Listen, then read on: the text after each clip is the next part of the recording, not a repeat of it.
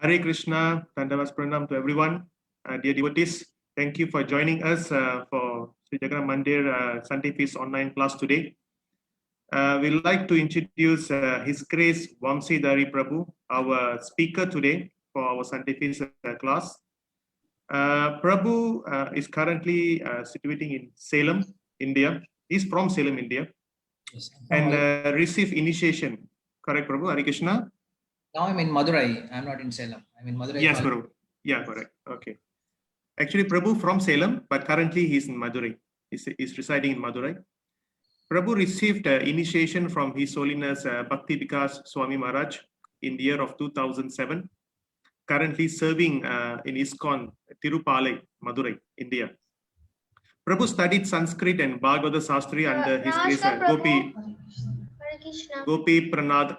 Hare Krishna.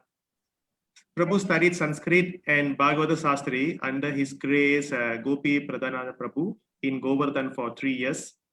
Prabhu also very famous in conducting a lot of online preaching programs and also corporate spiritual solutions CSS along with His Grace Radhesham Prabhu, ISKCON Pune Temple President for business and corporate audience. Prabhu's wife, His Grace Pallavi Devi Dasi Mataji, she's a doctor and currently serving at a temple. And he also have a beautiful daughter, Meenakshi Narashima Priya. She's 4 years old. And currently, Prabhu also currently conducting a Sri Bhagavata Pravaha. He having a own WhatsApp group and it's quite famous now. It's actually a complete overview of Srimad Bhagavatam in Tamil. And in that way, I think Prabhu also active in his Facebook and also preaching Bhagavad Gita and Bhagavatam. He engaged his whole family. I can see even yesterday also Prabhu posted a video. Thanks for that, Prabhu. And we should really appreciate Prabhu's appearance today, Prabhu's presence today, because it is 6:30 a.m. in India. So with that, I think all of us should have should give full attention to the class today in order to respect Prabhu's time and also what they call knowledge that he want to share with us, all of us today. Thank you so much, everyone. Prabhu, now the screen is yours, Prabhu. Hare Krishna. Hare Krishna. Before starting this Bhagavad Gita class, we'll start with the Bhagavad Gita Dhyana Shloka. Am I audible properly? Yes, loud and clear. Prabhu. Yes? Yes, Prabhu. It's loud and clear. Okay. This is Bhagavad Gita Dhyana Shloka. Om Partaya Pradibodhitam Bhagavata Narayanena Swayam Vyasena Graditam Purana Munina Madhye Mahabharatam Advaitamrita Varshinim Bhagavatim Ashtadasadhyayinim Ambatvanu Sandadami Bhagavad Gita Bhavatveshinim Namostu te Vyasa Visala Buddhe Ullara Patra Netra Enatvaya Bharata Taila Purnaha Prajvalito Jnanamaya Pradipaha Prapanna Parijataya Totra Vetrika Panaye Jnanamudraya Krishnaya Gītāmrita Guhe Namaha Sarvopanishato Gavaha Dokta Gopalanandanaha Arto Vatsas Sudhir Bhokta Duktam Gītāmritam Mahat Vasudeva Sudam Devam Kamsajanuramardanam Devaki Paramanandam Krishnam Vande Jagadgurum Bhishma Drona Tadagayatra Jadala Gandhara Nilotpala Shalyagrahabadir Venamahani Karnena Velakula Ashvattama Vikarna Ghora Makara Duryodhana Vartini Shrotir Kalupandavai Alani Gaivartakat Keshavaha Araja Salyamajas Sarojamavalam Gītārtha Ghandodgatam Nanakya Kesharam Harigata Sambhodana Bodhitam Loke Shajjana Shatpahayaragaha Deviyamanam Muda Bhuyat Bharata Pankajam Kadimala Pradvamshina Shreyase Mukam Karoti Vachalam Pangum langayate girim yatkrupadamaham vande paramanandamadavam yam brahma varunendra rudramarudaha stunvanti divyaistavaihi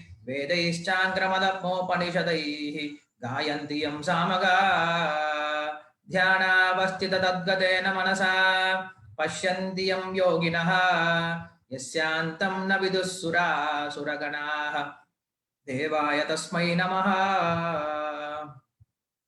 Namo Vishnupadaya Krishna Preshtaya Bhutale Shrimate Bhakti Vikasa Swami Iti Namine. Namo Vishnupadaya Krishna Preshtaya Bhutale Shrimate Bhakti Vedanta Swami Iti Namine. Namaste Saraswati Deve Gauravani Pracharini Nirvishesha Shunyavadi Paschyata Deshatarine Jai Shri Krishna Chaitanya Prabhu Nityananda Shri Advaita Gadadhara Shri Vasadi Gaura Bhakta Vrinda. Hare Krishna Krishna Krishna Hare Hare Hare Rama Rama Rama Hare Hare.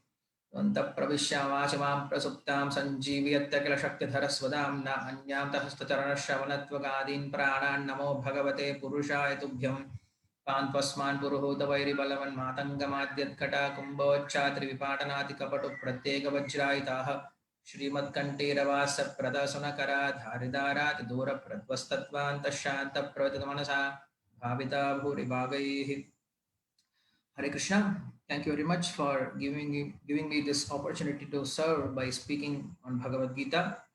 To all the devotees, I was just going through your Facebook page and I can see many senior devotees, sannyasis, they were also taking part and they were giving this lecture during the Sunday feast. So I feel humbled also, and I feel very happy also that I have got a chance to speak on Bhagavad Gita where all those great personalities have spoken previously.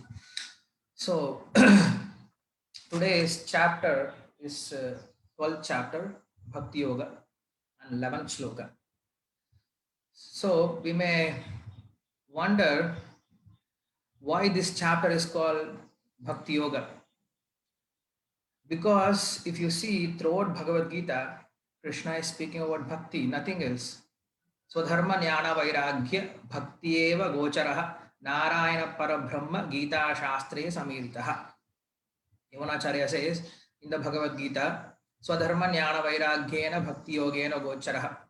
By means of doing our own occupational duty and developing jnana and vairagya, the Lord Narayana or Krishna can be attained only by devotional service, and this is what is well explained in Bhagavad Gita.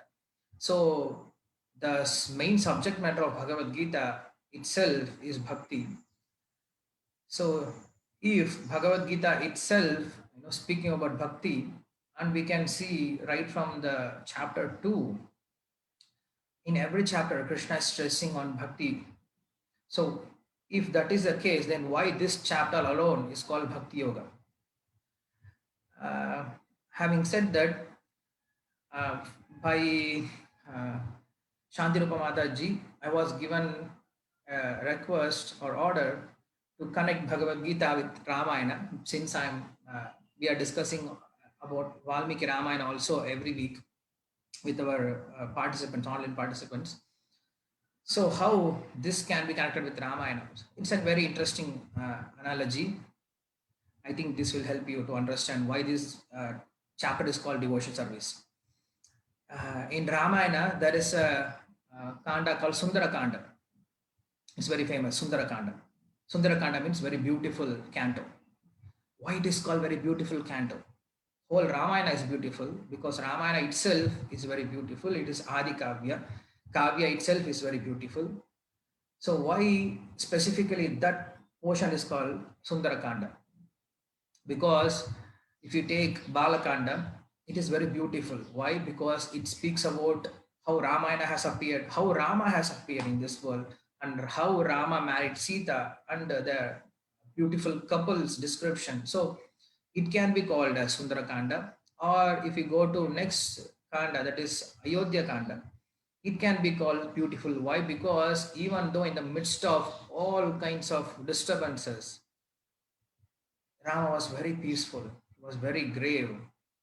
You call a person and you tell him tomorrow you are a king, and then suddenly you call him in the night, overnight, and you say you don't have kingdom, you are banished, you have to go to the forest, run away from here. So how the person will feel? So, but Rama was completely peaceful, completely peaceful. Even though Dasharatha himself was very disturbed, having given that boon, and Vashishta, Javali, and Lakshmana, everyone was disturbed. But if you see Rama's behavior, he was very peaceful. He was he was pacifying everyone. He was saying, "No, it's good, it's proper, it's okay. I can go to the forest. I'm very happy." He was convincing. Why? Because that is the whole purpose of his descendant. That is the whole purpose of his avatar. Rama did not appear here to rule the kingdom. Rama appeared here, first of all, to save the sadhus. Paritranaya sadhuna vinashaya duspratam. Dharma samsthapanarthaya. Then dharma samsthapana will happen. When you protect the sadhus by killing the demons, then dharma will be automatically established. So before getting inside the kingdom, before being a king, he wanted to establish dharma by protecting the sadhus and by killing the demons. So he went to the forest.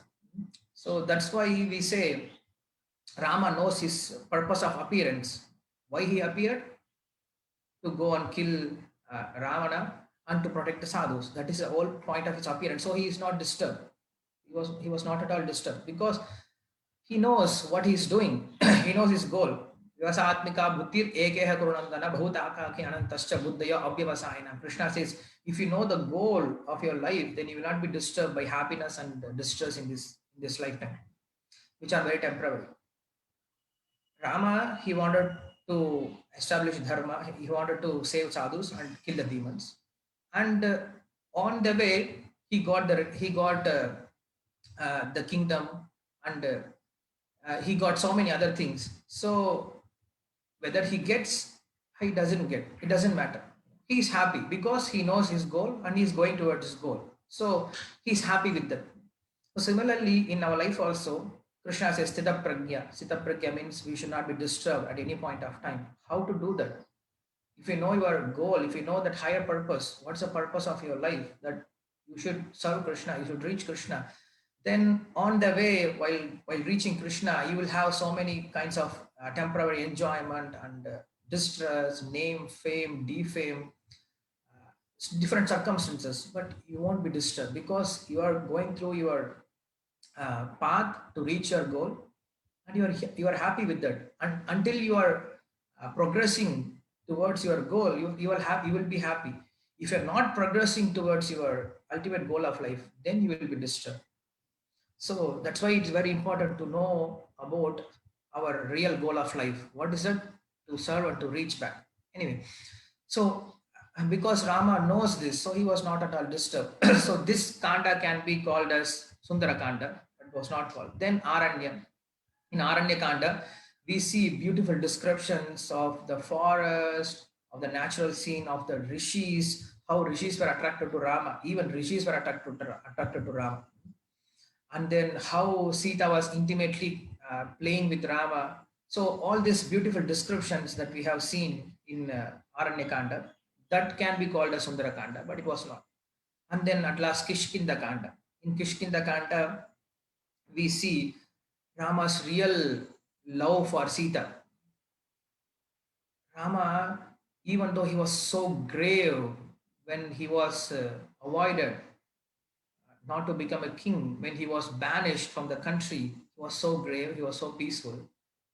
And that same Rama who was showing such a Gambhirya, now when he has lost Sita, then you have to see how Rama was suffering, how Rama was crying actually. Whole Kishkinda Kanda is describing Rama's cry for Sita. So that same Rama who was so grave, who was undisturbed, but here you see completely different person who is crying, lamenting all the time, thinking of Sita. So what does it mean? How to understand this? That is also a purpose of Lord Rama's appearance here.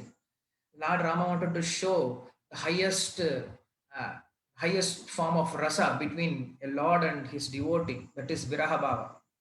We know the highest form of relationship is Madhurya, and above Madhurya we have Parakya, and above Parakya we have Viraga Bhava. So that is what Chaitanya Mahaprabhu came here to teach us, that devotion in separation brings more happiness, more joy, more bliss for the Ashraya and Vishaya, that is Krishna, and for the devotee. So Rama wanted to experience that Viraga Bhava. So that is also a purpose of Rama, and he did that, and he was happy with that. So in this way, yeah, dear, all question and answers will be at last. Yes, you can write down your questions or you can give in the chat and we will discuss in the end.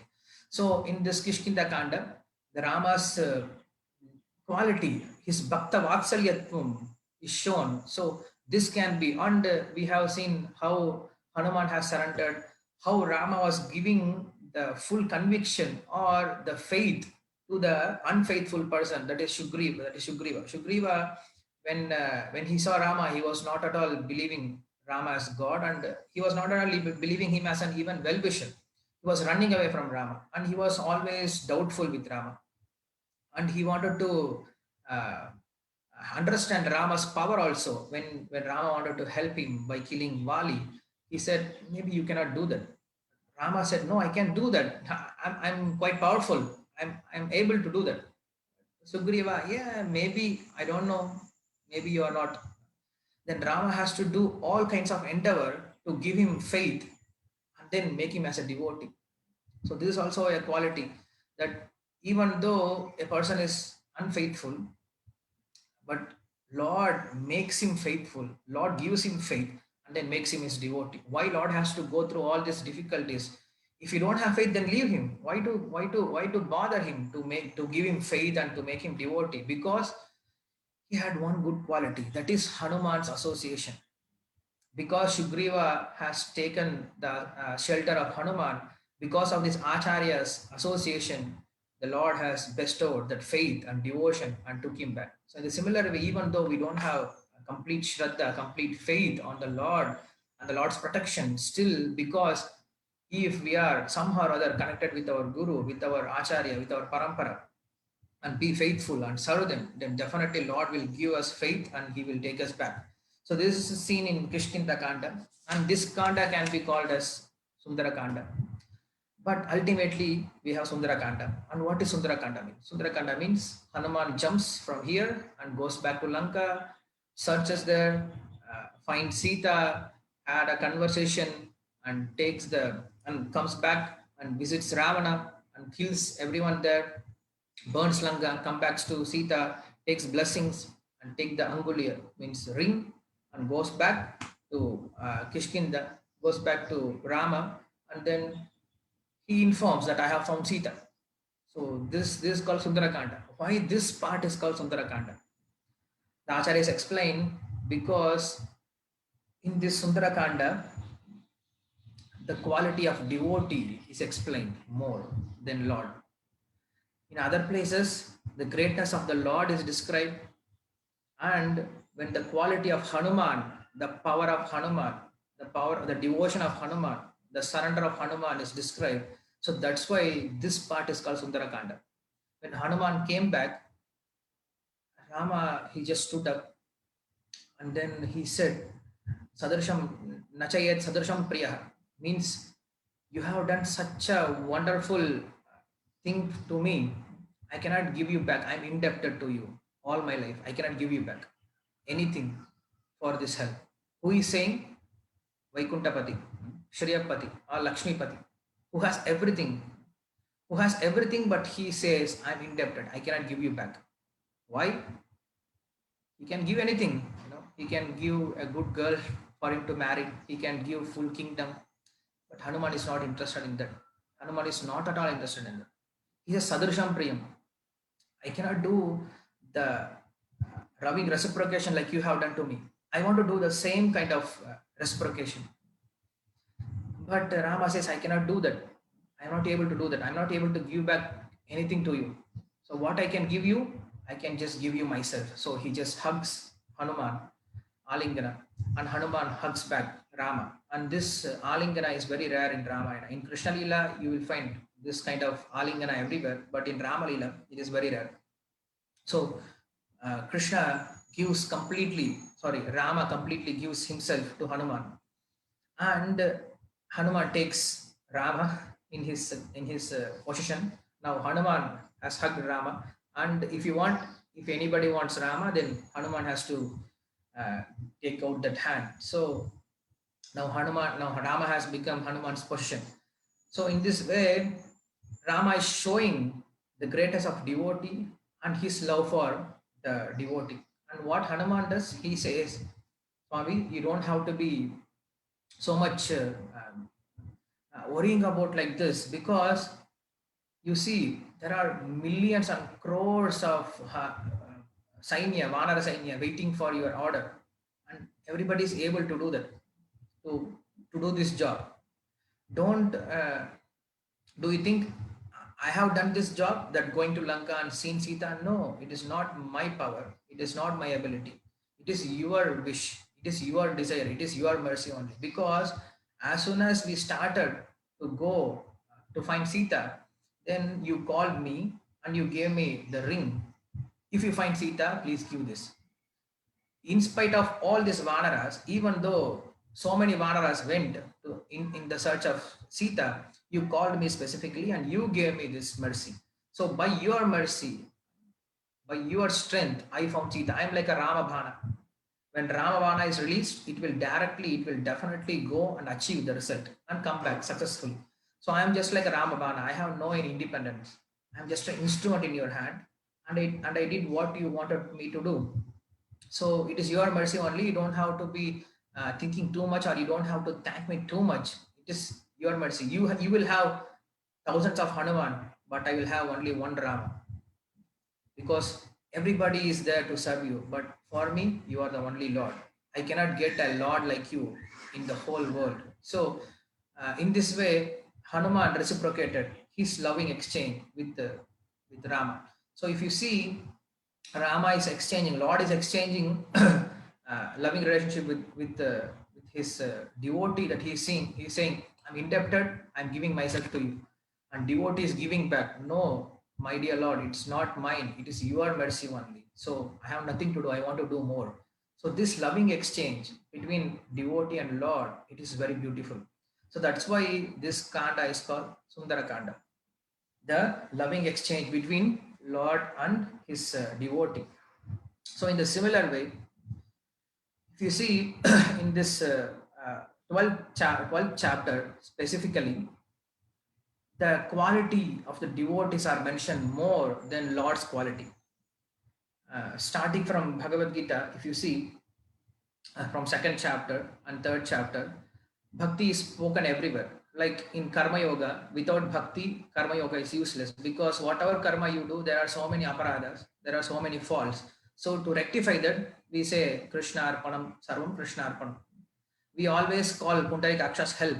Whatever I have done, Kriya Shuddhi, Mantra Shuddhi, Lobha Shuddhi. So Kriya, Mantra, all these lobhas can be purified just by Yatsmaret Pundarikaksham, by means of thinking of Pundarikaksha or Krishna.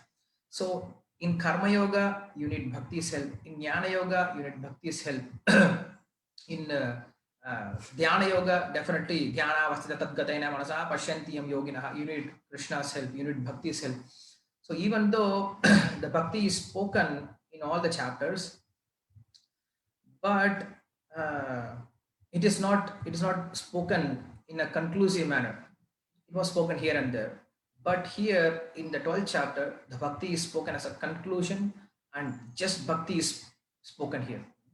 So that's why this is called devotional service or Bhakti Yoga. This chapter is called Bhakti Yoga. This is another reason. And the third reason is, we know from Bhagavad Gita that the first 6 chapters are describing Karma Yoga, mostly on Karma Yoga. And the middle 6 chapter is describing about the Bhakti Yoga. And the last 6 chapters are describing about the Jnana Yoga. This is the setting of Bhagavad Gita, the dissect of Bhagavad Gita. So, in the middle 6th chapter, that is starting from 7th chapter to 12th chapter, it is about Bhakti Yoga. So, even though the 6 chapters are describing Bhakti Yoga, this is specifically called Bhakti Yoga. Why? Because in 7th chapter, if you see, the hetu for Bhakti is given. Āśakto manah partha yogam yunjan madāśrayah asaṅśayam samagrammam yatātmavān. Having explained that bhakti is the highest form of all yoga in the end of 6th chapter. That is yoginam api sarvesham madgatena antaratmana shraddhavan bhajate yomam same yuktatamo matah. That the devotee who is worshipping me with complete faith in knowledge, he is the best of all yogis. Having said that, in the end of 6th chapter, now Krishna is opening up how to develop the devotion towards Lord. See, Krishna is progressing very beautifully in Bhagavad Gita. He starts with explanation on Sankhya Tattva, that is the realization about soul, and then slowly he progresses. Why? Because the ultimate aim is Bhakti Yoga. The ultimate aim is to understand, to realize Lord, to serve Lord. And how to do that? There are two ways to do that. That we will see. That is what described in the 12th chapter. So the Lord, the Supreme Lord, is described, and we are His servants, and we have to serve Him back, and we have to surrender, and we have to serve Him back in devotion. That is the goal of Bhagavad Gita. And Krishna is progressing very beautifully in Bhagavad Gita. If you see, He's not directly giving, like nowadays when we go for preaching, we just go right from dehinosmi nitadehe to sarva-dharman parityajya. So not like that. He goes very progressively. He's teaching slowly, and then by hearing all this thing, the person automatically changes. The transformation automatically happens. You don't have to push anyone, because if you go through Krishna's way of teaching, if you take up Krishna's plan, like we have syllabuses, so they make a plan how to give and what to give and what time, what we should teach at what age. So in the similar way, Krishna has made a beautiful plan for us, for the jivatmas. So that is Bhagavad Gita, and it is very nicely dissected and given by Vyasadeva. And if you take that plan, lesson plan, then teach accordingly, slowly, then definitely they will come to the point of understanding. Karishye vachanam tav. Even after teaching full Bhagavad Gita, Krishna never said you have to do this. He said, what you are going to do, yatātmavān, kuru. Whatever you wish to do. Krishna gave independent, and then Arjuna understood. Karishye vachanam tav. Please tell me, instruct me what I should do.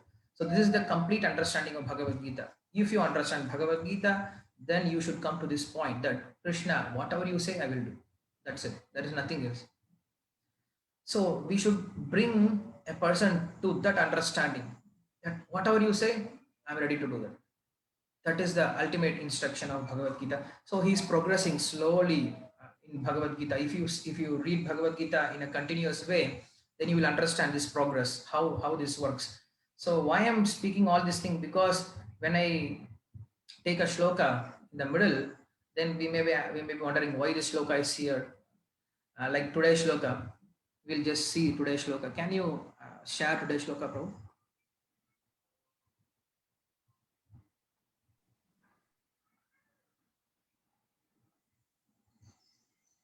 Okay. Athaitad api aśakto kartuṁ mad-yogam āśritaḥ sarva-karma-phala-tyāgaṁ tataḥ kuru yatātmavān. Athaitad api aśaktosi. Athaitad, even though, api, certainly, aśaktosi. Aśaktosi means if you are not able to do that, if you are not able to even to do that, kartuṁ mad-yogam aśritaḥ, then take my protection. Sarva-karma-phala-tyāgaṁ. What is my protection? Sarva-karma-phala-tyāgaṁ. Give up all the results of your karma, and tataḥ kuru yatātmavān. In this way, try to be self-situated. If, however, you are unable to work in this consciousness of me, then try to act giving up all results of your work and try to be self-satisfied. This is the translation, and we'll read the purport also. So here, Prabhupada gives very beautiful purport. This is mostly from Baladev Vidyabhushan commentary and also from Jiva Goswami's commentary. Where is it? Sorry.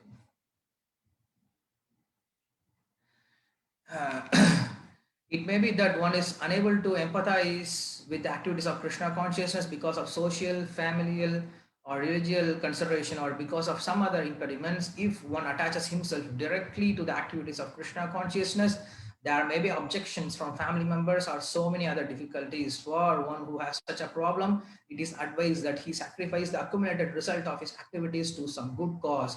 Such procedures are described in the Vedic rules. There are many descriptions of sacrifices and specific functions.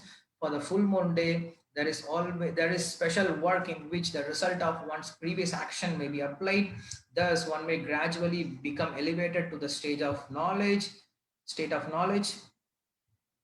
It is also found that when one is not even interested in the activities of Krishna consciousness, gives charity to some hospital or to some social institution, he gives up the hard-earned results of his activities. That is also recommended here, because by the practice of giving up the fruits of one's activities, one is sure to purify his mind gradually, and in that purified stage of mind, one becomes able to understand Krishna consciousness. Of course, Krishna consciousness is not dependent on any other experience, because Krishna consciousness itself can purify one's mind. But if there are impediments to accepting Krishna consciousness, one may try to give up the results of his action. In that respect, social service, community service, national service, sacrifice for one's country, etc., may be accepted, so that someday one may come to the stage of pure devotion service to the Supreme Lord.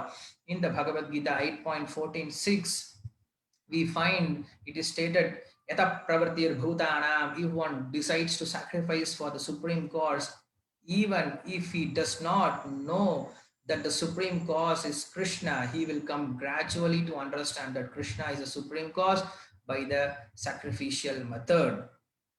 Thank you. So, by understanding this, if we just go through this shloka alone, then we may end up saying that yes, Krishna is supporting social service activities. See, it is mentioned here that we can do social service, but this is not the intention of Krishna. Like when we are discussing in this conversation, I just requested you to share the shloka, and a devotee has shared.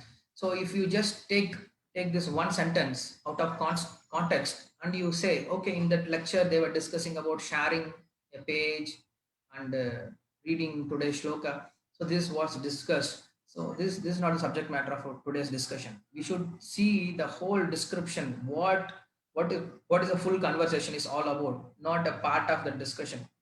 So in the similar way, we should understand this shloka in context, not otherwise. Otherwise, this will bring us to a different conclusion. Like in sixth chapter, we find description about dhyana yoga, that Krishna is asking one to sit straight, not too high, not too low, and start to meditate on the tip of your nose. So if a person just takes this instruction alone as a essence of Bhagavad Gita, as a teaching of Bhagavad Gita, then it is mistaken.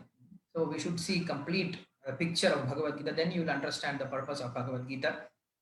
Otherwise, if you end up just practicing that one shloka, then you will not achieve any kind of result. So in the similar way, this shloka, it's contextual, means we should understand in context what this shloka and why this shloka came up here. Then we will understand this shloka very nicely.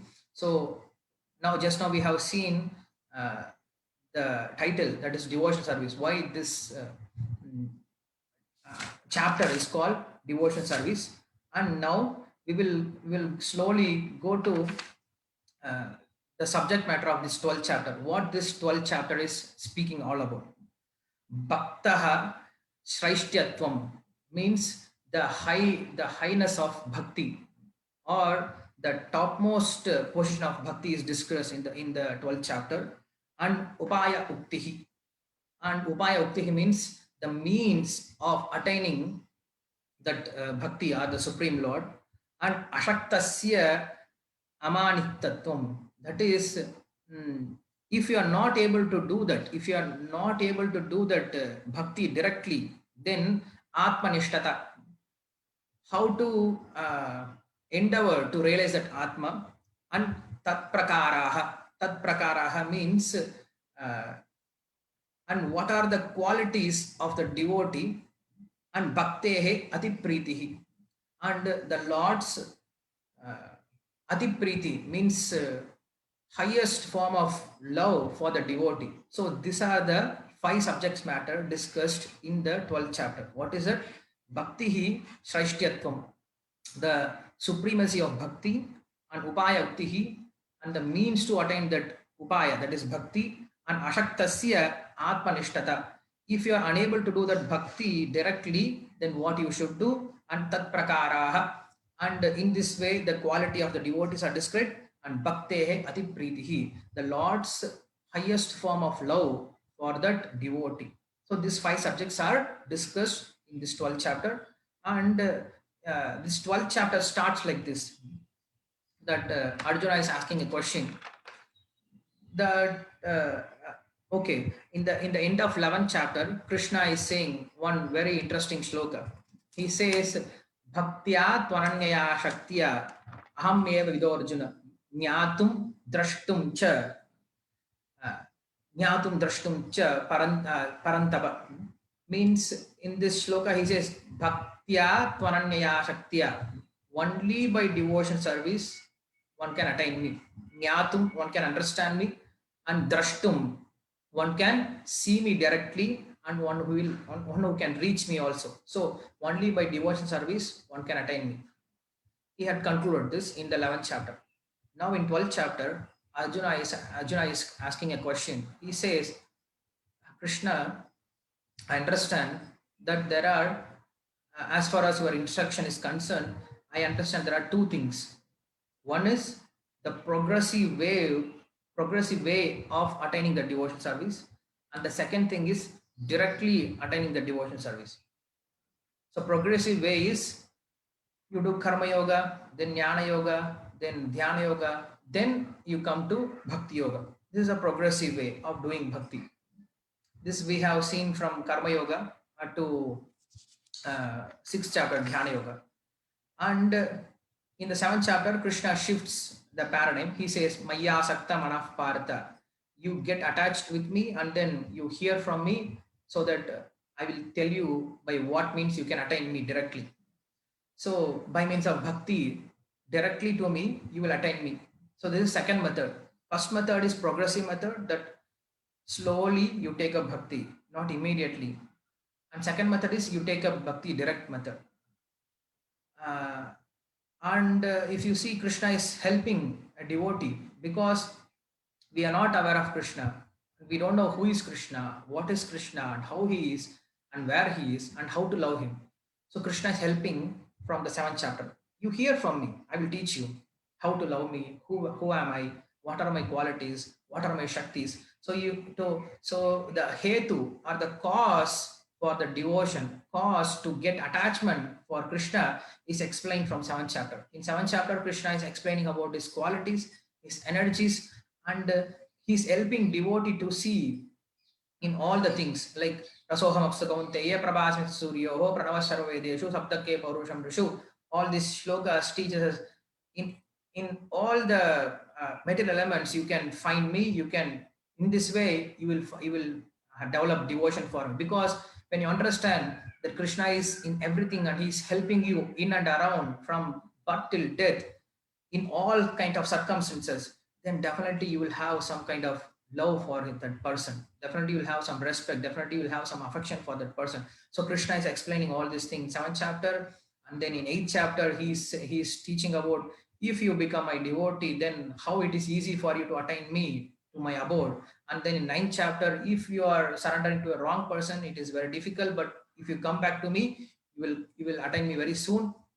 And then here in the 9th chapter, he speaks about jnana mishra bhakti and karma mishra bhakti also. So these things are very, yoga mishra bhakti are described in 9th chapter, and in 10th chapter his vibhuti yoga is completely described. In 11th chapter we see Krishna's form is described very nicely. And then now Arjuna is confused. Arjuna is again, he wants to make a conclusive statement. Krishna, you spoke various kinds of ways to attain you. One is karma yoga, jnana yoga, dhyana yoga, and then come to your bhakti yoga. And then in bhakti yoga also you spoke about jnana mishra bhakti and karma mishra bhakti and yoga mishra bhakti, and how to understand what is the best way to reach you. Here there is no question of what is superior, what is inferior. because everything is given by Lord himself. If Lord is speaking something, there is nothing like inferior or superior. If Lord is giving some path, it is superior only. It is perfect. But the question is, which is faster? So that is the question here. So Arjuna is making a question that so far I have understood there are two ways to attain you. Attaining you is the ultimate goal of life, ultimate goal of your instruction. And there are two ways to do that. One is progressive way and other one is direct way. So what is the easiest method? What is the proper method? What is the method which everyone can adopt? So Krishna is now saying in the 12th chapter that, of course, Arjuna, doing devotion service unto me directly is the easiest and it is the fastest method, because the other method is very difficult. Why? Because in other method, first of all, one has to realize the soul. In a progressive way, how it progresses. Krishna says in the second chapter, you can see the progression. He just asks you to understand the soul. He speaks about Sankhya-tattva. He says you should understand the soul by means of understanding other things. Okay, this is not the soul, this is not the soul, this is not the soul, this is the soul. By means of this neti tattva, by means of analytical study, you come to understand about the soul. That is called Sankhya-tattva. Then he says, okay, wait a minute. If you cannot understand the soul directly like this, then you come to Karma Yoga. Then he speaks about Karma Yoga in the third chapter. And then he says, okay, in Karma Yoga, then you come to Jnana Yoga. And what is the highest form of Jnana Yoga? Jnana Yoga about me. That is, even if you do Karma Yoga, there are so many discrepancies. Like Arjuna is asking, even though I'm doing my Karma Yoga properly, but still I'm being influenced by so many desires, unwanted desires. So what is the cause? Then he says, Kamayasha, Krodayasha, Rajogana Samudbhava, Mahashana, Mahapatma, Vidyeha, Vihavarinam. He says this, and then he says, Evam Buddhe Param Buddha, Samstabhyatmanatmanaha, Jahishatram Mahabaho, Kamarupam Dharashatam. That even when you are doing Karma Yoga, you will be disturbed by this lusty desire. So how to come out of that? By Param Buddha, by superior knowledge. And what is that superior knowledge? Then Krishna starts speaking about his own knowledge.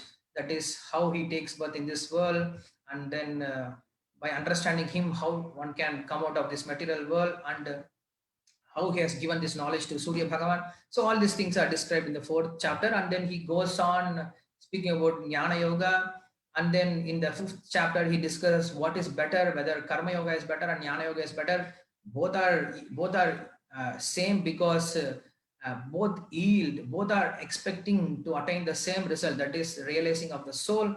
And then in the 6th chapter, after realizing how to realize that soul, then after Jnana Yoga, he takes up Dhyana Yoga, and then he starts meditating. And in that meditation, he sees Lord also, who is very nearby him. It says, Atma Samsparishanam, Atma Samsparishajam. When you understand the soul, then you can understand the super soul, which is nearby you. Yomam Pashyati Sarvatra, Sarvatra Mayi Pashyati. In this way, then slowly he comes to the understanding of Paramatma. So these are different ways of understanding Lord. So in this way, Krishna spoke about many things, but for the same result. And in the 7th chapter, from the 7th chapter, like I have discussed now, from 7th chapter to 11th chapter, he again describes many paths and many ways in devotional service to attain that devotional service, to attain that Lord. Now Arjuna is asking, which is the easiest and which is the safest and which is the quickest method to attain you? And Krishna says, for sure, coming to the devotion service is the very easiest method, because the other method involves realizing of the soul. And realizing of the soul, klesho adhikadasarakesha abhyakta sakta chetasam abhyakta hi gatir dukkam. Because understanding the soul and realizing the soul's quality is very difficult, because we don't have experience of this soul in this world. So it is very difficult for you to understand. But if you can come to me directly in devotion service, then that is the highest and that is the easiest method. So this is what is discussed in this 12th chapter in the beginning. So Krishna says this, and in the 3rd to 5th shloka, in 1st shloka, Arjuna's question, in 2nd shloka, Krishna's answer, definite answer, and in 3rd and 5th shloka, 3rd to 5th shloka, 3rd, 4th and 5th shloka, this shloka speaks about the difficulties in other path that is described. And in 6th and 7th shloka, the devotion service, how to do that devotion service in best. So that is what discussed in 6th and 7th shloka. And from 8th to 9th, 11th shloka, it is very interesting part. From in this 12th chapter, starting from 8th shloka till 11th shloka, we have again one full summary of Bhagavad Gita. Whatever Krishna has taught us in this chapters, now he is making again a new summary. And then in 12th shloka, he is reconciling. And from 13th shloka to 20th shloka, Krishna is speaking about the supreme quality of the devotees. So this is in this 12th chapter, we have only 20 shlokas. In the 20 shlokas, if you see the 3/4 of the chapter, it is dedicated for this devotion service. That's why it is called devotion service. So yes, why those qualities are mentioned? Why those qualities of devotees are mentioned? Because in other yogas, we have to strive, we have to somehow or other attract Lord's attention by means of doing our karma, jnana. The person is enduring himself to attain the Lord. But in Bhakti Yoga, Lord is coming and attracting us, and he is stealing us. It's called Stay Yoga. In Bhagavatam, we find Stay Yoga, means Krishna comes and steals our heart. So if our hearts has to be stolen by Krishna, then we should have such a kind of pure heart or well-decorated heart. It's like Gotrupte Varanam Tataḥ, a form of surrender, a certain principle of surrender says Gotrupte Varanam Tataḥ. Varanam Tataḥ means a boy is coming to marry a girl, and if a boy is coming to marry a girl, then girl should have certain beautiful qualities. So the boy will be attracted and he will take you in marriage. So similarly, if Lord is coming to attract us, to take us back, that is what Bhakti Yoga is all about. So we should develop such kind of good qualities so that those good qualities will attract Lord. And what are those qualities? Those qualities are described from 13 to 20 shlokas. So this is how this progression in this devotion service or in this 12th chapter is given. So this is the full overview of this 12th chapter. And in this 8th shloka, 9th shloka, 10th shloka, and today's 11th shloka, we should see in sequence. So Krishna said, devotion service, only by devotion service you can attain me. Bhaktya tunanya shaktya, bhaktya mama vijanati. Only by devotion service you can attain me. So that is what again discussed in the 8th shloka of this Bhagavad Gita. In 8th shloka, Krishna says that mayeva mana adatsvad mayi buddhim niveshaya nivashishyasi mayeva ata urdhvam na samshaya. Mayeva mana adatsva, by completely meditating on me or keeping me in your mind, mayeva mana adatsva, mayi buddhim niveshaya, completely engaging your mind or your intelligence in me alone. Nivashishyasi mayeva, you will definitely live in me, in my nature. Nivashishyasi mayeva ata urdhvam na samshaya, there is no any doubt. So this speaks about highest devotion service, pure devotion service. Krishna is concluding that only by this kind of pure devotion service, that engaging your mind and intelligence in me, living in me, so he does everything for the Lord. So this is called highest form of pure devotion service. Though naturally the mind is inclined towards Lord, naturally the intelligence is thinking about Lord alone, or Lord's service alone, or Lord's qualities alone. So this is the highest form of devotion service, which is discussed in the 8th shloka. And if you go then next shloka, athaitad samadhatum nasaknoshi mayistiram abhyasa yogena tato mam iccāptum dhananjaya. But some people cannot do that naturally, because in this world we are trained, or we have fallen in this world, and from time immemorial our mind and our intelligence is contaminated by so many vasanas, by so many samskaras, by so many karma vasanas, karma bijas. So it is very, very difficult for us to think about Lord or think for the Lord with our intelligence. So how to do that? Then he says, atachittam samadhatum, if you are not able to concentrate, nasaknoshi mayistiram. Mayistira means with determination. We think, but not always. Like in previous shloka it is said always mana eva. So if you cannot do that, then what you have to do? Abhyasa yogena. Abhyasa yoga means you train, you get trained. So when Krishna spoke to Arjuna about yoga, Arjuna said, Krishna, I cannot do this. I cannot do this yoga. It's very difficult. Then Arjuna says, come on, Krishna. If you cannot do that, I will not instruct you in the first place at all. If I am telling you, then you can do that. How can you do that? Abhyasa yogena vairagyena. Abhyasena to kaunteya vairagyena chugrakhyate. Definitely you can do this by abhyasa and vairagya. So if that is the criteria to attain the Lord, then definitely we should do that. You cannot say, I cannot do that, Krishna. And Krishna will help us. Then that's what he says, abhyasa yogena.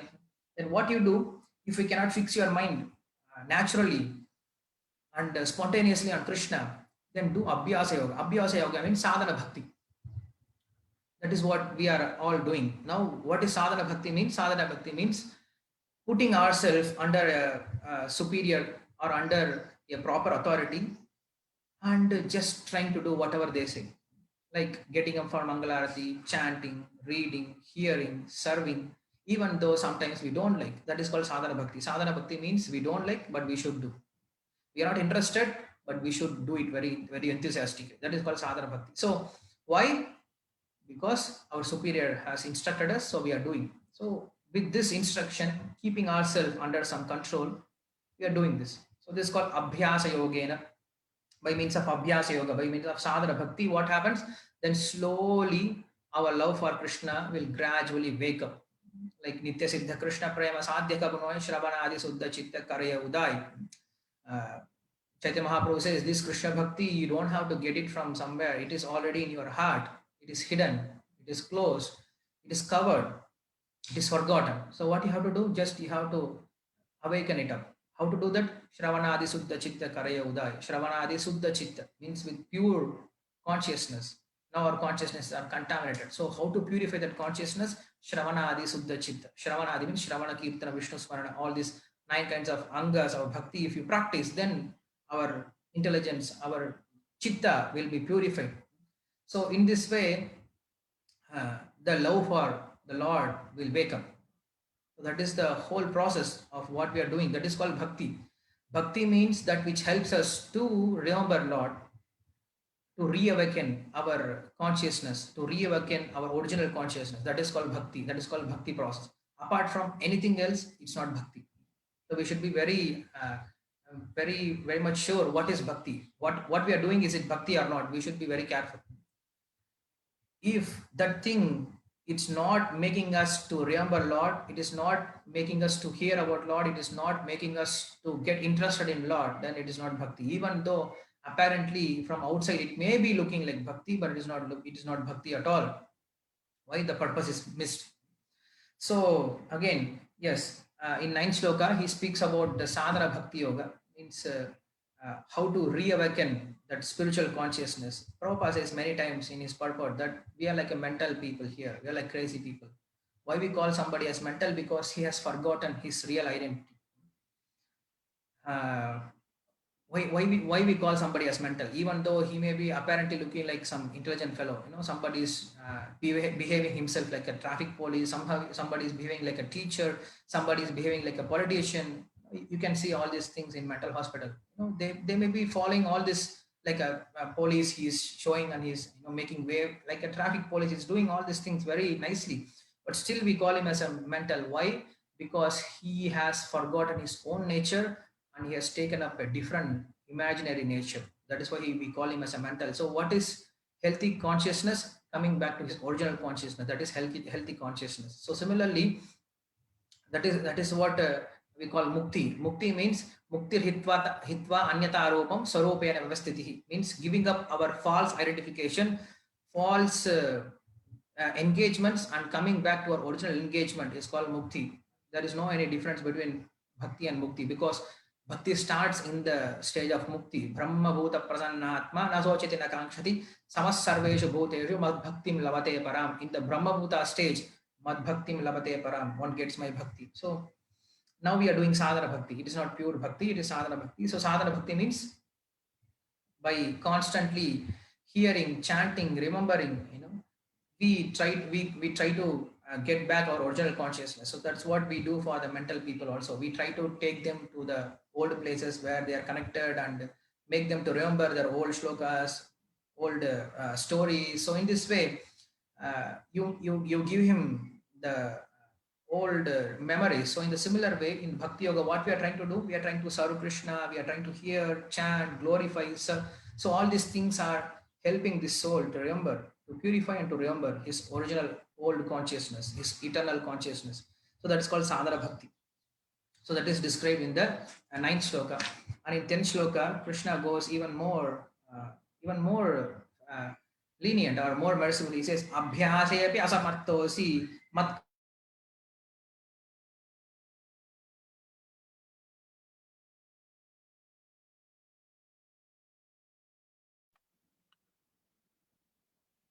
Agnetara Prabhu. Yeah, Hare Krishna Prabhu. I think there's a blackout there, I think. So he's then cut off.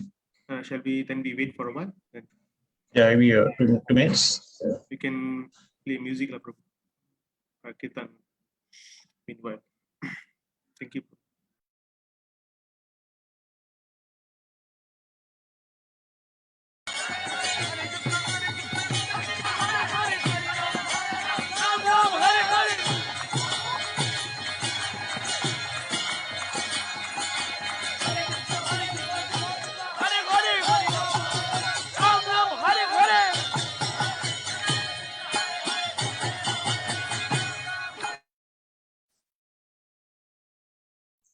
Hare Krishna Mazi, you want to say something, Mazi? You want to add on some points?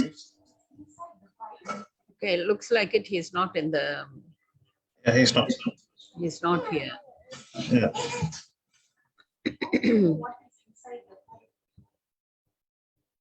Okay. So this Okay. is he's back. His name is appeared, but he's connecting the audio now. Okay, then we'll let him continue. Yeah, He's back. Hare Krishna. So, am I audible now? Yes. Yes. Prabhu. Sorry, power went off, so I have to share my. Anyway, yes, in the 10th shloka, he speaking about the next level. Abhyasepi asamartosi mad-karma paramo bhava madartam api karvani kurvim siddhim avapsyasi. But some people are unable to do that. Even sadhana bhakti, it is very difficult for them to practice all those sadhana bhakti. Then what they should do? Then they should be engaged in practical devotion service. That is called, it is similar to agyata sukriti, means building temples and helping devotees in some or other. So all these things gives us him a chance to develop a faith, because Shraddha starts from devotees association, means by means of agyata sukriti. This we see in Vishwanath Chakravarti Thakur's Madhuri Kadambini, that bhakti is ahaituki. Even though it is ahaituki, how a person gets bhakti by means of agyata sukriti, and by means of this agyata sukriti he gets some good thoughts in his heart, and then his heart is attracted toward devotees, and then ultimately by devotees mercy he gets devotion. Bhaktya sanjayate bhaktya. By means of devotion only you get devotion. From devotee's heart, the devotion is transferred to a person. So when devotees are satisfied seeing that person's quality to serve devotion service, to assist in devotion service, they become very happy with that person, and they give mercy to that person, and then that person gets a chance to get devotion service. So this is how Krishna is explaining in the 10th shloka that abhyasepi asamartosi mat karma paramo bhava madartam api karmani. Do something for me. Do something for me. In this way, you will surely come back to me.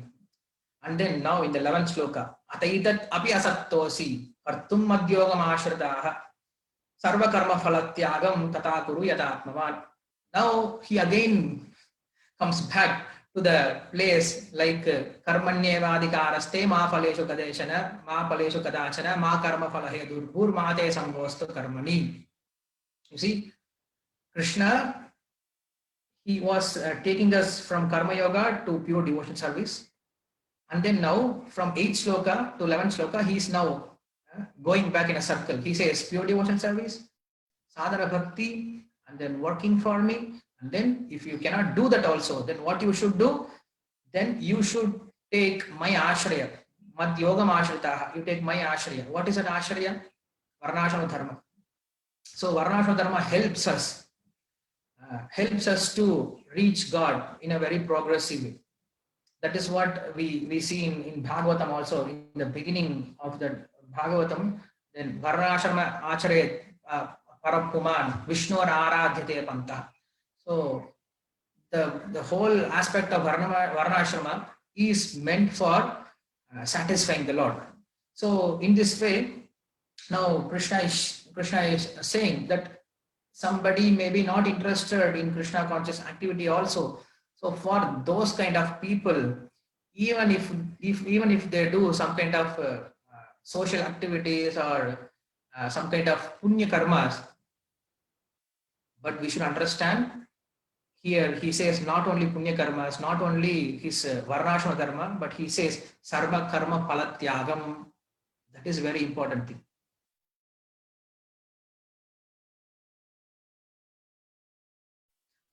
Otherwise, we'll misunderstand it. Like everybody says, Krishna is saying that we should do our duty. But understand the next line also. Ma karmanyevadikaraste ma phaleshu kadachana. Don't be attached. What does it mean? Don't be attached. What do you mean? Don't be attached. If you do something, then you are attached to a result. You want that result. If you don't want that result, then you will not do that work at all in the first place. Correct? Like I tell you, okay, you cook. But for whom? Don't attach to the cook. Don't attach with the cooking. You know, you are not going to eat that eating. You are not going to eat that what you are going to cook. So how you are going to cook? That we know. Sometimes when we cook for a Lord during some festival time, during some vrata, we know we are not going to eat that.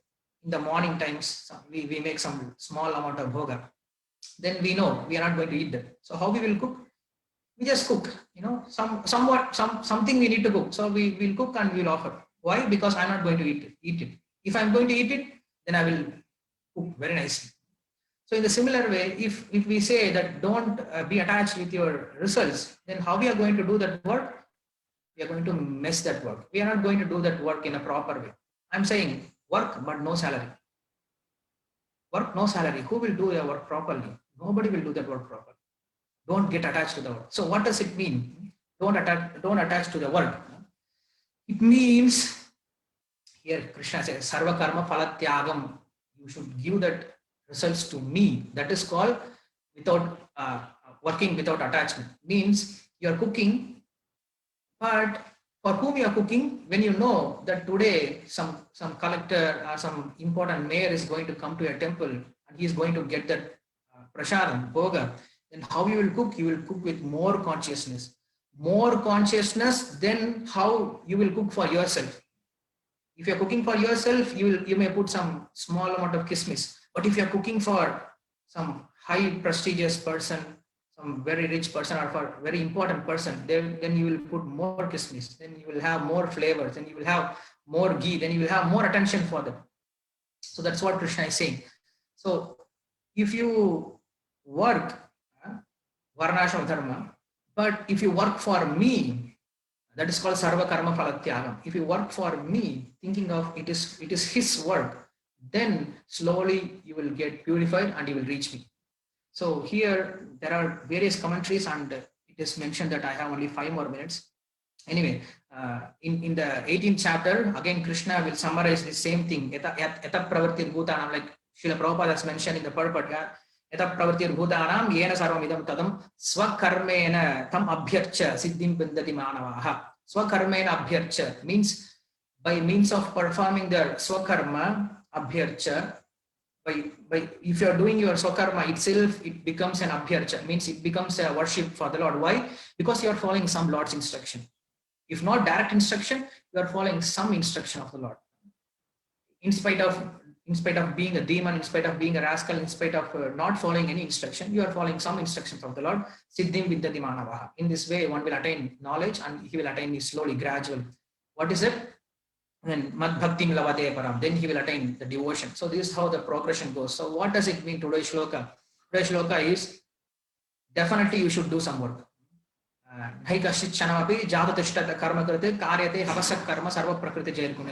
Everybody has to work according to the nature. So you cannot avoid eating, you cannot avoid sleeping, you cannot avoid brushing, you cannot avoid taking bath, you cannot avoid all these things. So Krishna is saying, you do all this work for me. You do all this thing thinking of me. I'm brushing for puja. I'm taking bath for puja. I'm working so that I can serve my Lord. I can do some dhyana yajna activities. So whatever you do in this world, you think this is for Lord. This is for Lord. So this is the difference. If Lord wants something and if you do, that is pure devotion service. If you do something and offer it to the Lord, that is karma yoga. So whatever Lord wants, if you submit that, that is bhakti yoga. Whatever you do and you submit that to Lord, that is karma yoga. So here Krishna is addressing that even if you are a proper karma yogi, that without attachment, that is nishkama karma yogi, then slowly by means of jnana and vairagya, you will definitely come to me. So in this way, this shloka is mentioned. And then in next shloka, again Krishna is saying, Shreyohi jnanam abhyasat, jnanat dhyanam vishishyate, dhyanat karma-phala-tyāgaṁ, tyagas chantiranantaram. He says, Tyaga is better than jnana and vairagya and dhyana. And then he will reconcile all these things in 18th chapter, because in 18th chapter, Arjuna is asking what is sannyasa and what is tyaga, what is better, whether sannyasa is better or tyaga is better. So, tyaga means giving up the work, and sannyasa, sannyasa means giving up the work, and tyaga means giving up the results of the work. So what is better, he will reconcile all these things in the 18th chapter. So what we understand from today's shloka is that we should somehow or other engage everyone according to their capacity, according to their quality in devotion service. And in this way, if we can do that, then we will benefit the soul, bringing them to the devotion service. And then after finishing this, Krishna deeps dive inside devotees' qualities. He says, Bhaktaste atīva priyaha, yomad bhakta same priyaha. He goes on saying, without non-stop, 8 shlokas, he says, he is more dearer to me, he is more dearer to me, he is more dearer to me. If you read all these qualities, there are around some 26 qualities are mentioned. So if you read all these qualities, then you will understand what are the, even if you can develop some qualities in that, then Krishna will be very happy. If Krishna is happy, then that is the highest form of devotion service. So a devotee should strive to develop all those qualities. But it looks very difficult for us even to do that. If you see in the last shloka, Krishna says, he is atīva me priyaha. He is the supreme Edu dharma mridamidam yatoktam pariyupasade shraddadana matparama bhaktaste atīva me priyaha. So bhaktas are the ultimate dearer person to me. And having said this, in the end of 18th chapter, Krishna says sarva-karma-phala-tyāgaṁ parityajya. He is giving up. That is, we come to know that is the essence of Bhagavad Gita. That is the ultimate teaching of Bhagavad Gita. But our acharyas has gone little more further. They have gone little more further. If you go 1 or 2 shlokas, then here Krishna says, Yaidam paramam gukhyam mad-bhaktesu abhidhasyati. This highest form of knowledge, if somebody can teach this highest form of knowledge, bhakti mayi param kritva mame vaishya saramshaya, then definitely he will get devotion, he will attain me. Nacha tasmat manushesu kaschit me priyakrittamaha bhavita nacha me tasmat anya priyataro bhuvihi. Then Krishna ultimately reveals who is the most dearest person, and nobody can become more dearer than this person. Who is that? One who preaches, one who teaches this knowledge of Bhagavad Gita to all kinds of people in this world.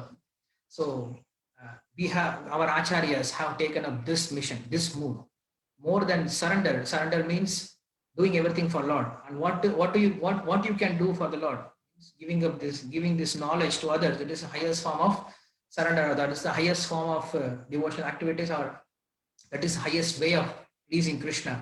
If you can become very dear to Krishna, then we should give up this. We should give this knowledge to people as much as possible. So I have seen last few months that in Malaysia also you are doing this overview on Bhagavad Gita, and many devotees they have participated. And new people they also came to gain this knowledge of Bhagavad Gita. So that's what shows us that we are in the proper path of pleasing Krishna.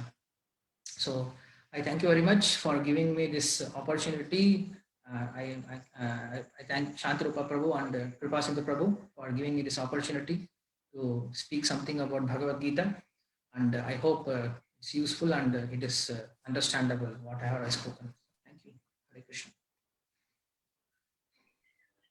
And if you have any questions or comments, now you can. Krishna, if there is any question from participant, you can unmute yourself.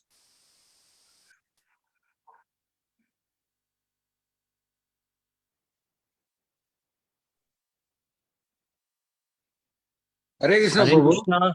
Yes, Hare Raghu. Sorry. Okay, Raghu Singh Prabhu, then Damani Prabhu, call you in a while. Yes, Raghu Singh Prabhu, you can ask us. Hare Krishna, Vamsidhari Prabhu. Hare Krishna, Shantirup Hare Krishna, Mataji. Please accept my humble obeisances. Thank you so much, Vamsidhari Prabhu, for the detailed explanation and wonderful class. So we are very fortunate to having you, Prabhu. So my question is, I would like to know, based on your detailed studies that you have went through, how we can distinguish like the four ends Vishnu form and then the Krishna with the two forms, either they are personal and impersonal features. So we saying Krishna is a personal feature, and then do we say that I'm Lord not able to hear Vishnu? that. Hare Krishna. Hare Krishna. Yes, Prabhuji. Yeah, can you hear me, bro? Yes, now I can hear Lord you. Vishnu has four arms, right? Raghu Singh Prabhu, can you repeat your question again? Okay. Thank you, So Prabhu. my question is, Prabhu, Krishna, he has two arms, and then Lord Vishnu is with the four arms. So do we say that Lord Vishnu is not personal, or how, Prabhu, based on your experience and studies? So I need this explanation. Thank you.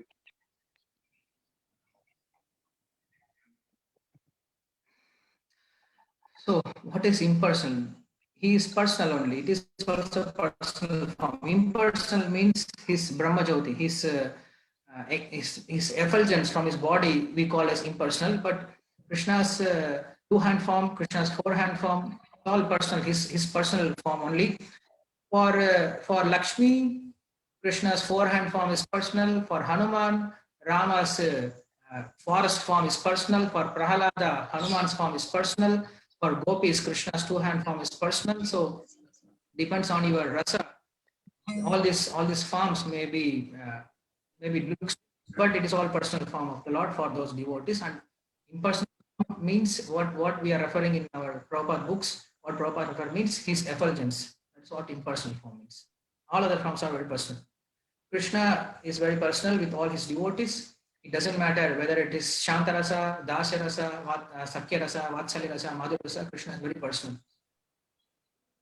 It is not that Krishna is very personal with gopis only. He's not very personal with Dasarasa people, or he's not personal with Sakyarasa people. No, Krishna is very personal. Krishna is very intimate. Krishna is very happy with those rasas, and those devotees are also very happy with those forms of the Lord. I hope that clears your doubt. Yeah, thank you, Prabhu. So next we have this case Ramarati Prabhu. Hare Krishna Prabhu, you can. Hare Krishna, Prabhu. Hare Krishna. Hare Krishna. You have explained about Bhakti Yoga and all, compressed whole Bhagavad Gita. But still, how shall we immuse with Bhakti? How shall we understand that whatever we do, we are in Bhakti Yoga? Could you please elaborate a bit, Prabhu? Can you ask again once again this question? Can you repeat again, Ramarati Prabhu, the question? Yeah, sure. No, Prabhu has elaborated all this Bhagavad Gita and compressed it very nicely, especially the topic of bhakti. But I would like to know, whatever we do, whatever we do for the temple or devotees, how shall we understand this is for bhakti? Because what we are doing, we just do it like it. Okay, so I understand the question. Bhagavata Pravaha, what we are discussing now in the 6th canto, we came across a very beautiful narration of Ajamila Upakyana. In Ajamila Upakyana, Shukadeva Goswami explains that he explains about Karma Yoga, that is Prayaschitta. He explains about Jnana Yoga, that is about different qualities of how to avoid that different papa karmas. And then ultimately he goes to devotion service. In the devotion service, he speaks about the chanting of holy names of the Lord. So in that Acharyas explain whether we are advancing a devotion service or not, how we can understand that much the much you have interest or the taste for chanting the holy name of the Lord, it shows your improvement in devotion service. It shows your development in devotion service. That is one thing. And next thing, how much you are detached from these material things. That shows your devotion service. That shows your advancement in devotion service. And then in Shukadeva Goswami's explanation, he says that karma, jnana, and dhyana, and bhakti, all these things are very higher level. But people like us who are very fallen, who are very, very much sinful, how we can get delivered? That is what Ajamila Upakhyanas all means. Ajamila, he was very sinful, and even how he can get delivered. So when that question comes, it says, Shukadeva Goswami says, Yat apada aśraya, by surrendering unto the devotees who have surrendered their life to Krishna, we can get out of this world. So this is another way of reaching God. That we surrender to a devotee, and by his instruction, by his mercy, we approach the Lord. So how to understand whether we are doing devotion or not? Our soul, we will be satisfied, devotees will be satisfied, and if we do anything under devotees instruction, devotees order, pure devotees order, then it is devotion service. So your question is, Prabhu, that how to understand whether I'm doing devotion service or not? Just ask devotees.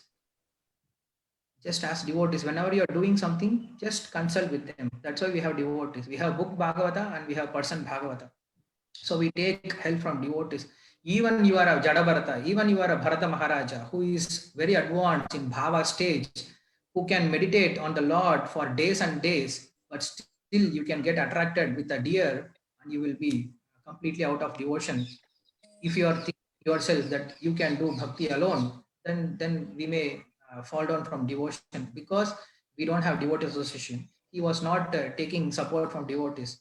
So that Bharata.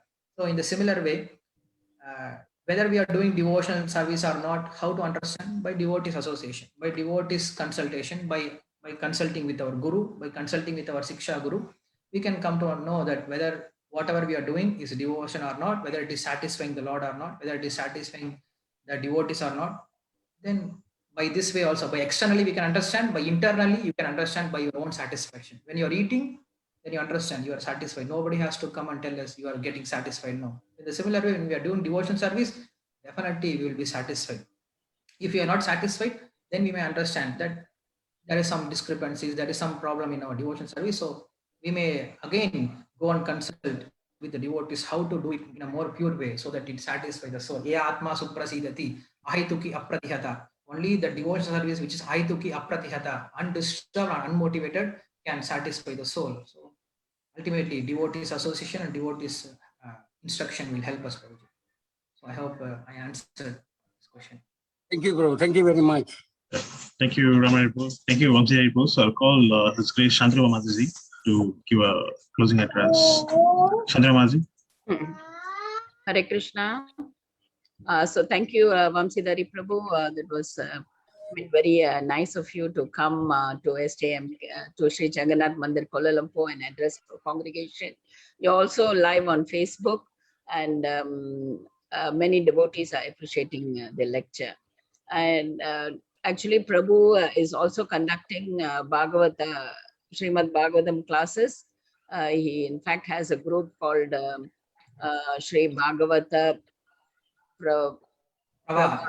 Pravaha, where he gives discourses. I think it's almost about 146 or 45 days.